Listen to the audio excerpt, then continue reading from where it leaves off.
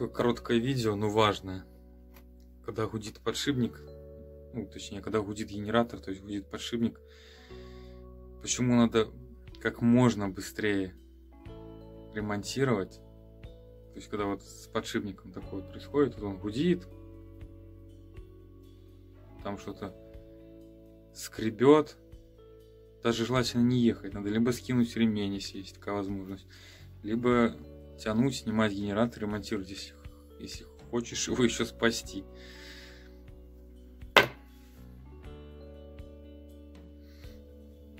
Шарики подшипника сбиваются в одну сторону, якорь смещается и по наружной обмотке трет.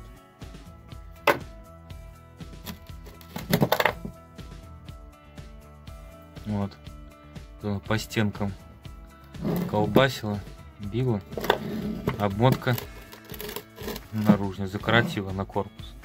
Он даже там немножко подымел, в итоге привезли на ремонт. Закорочен на корпус был только один провод. То есть мне там какими способами получилось найти, где он закорочен. Я его там освободил, лаком обработал.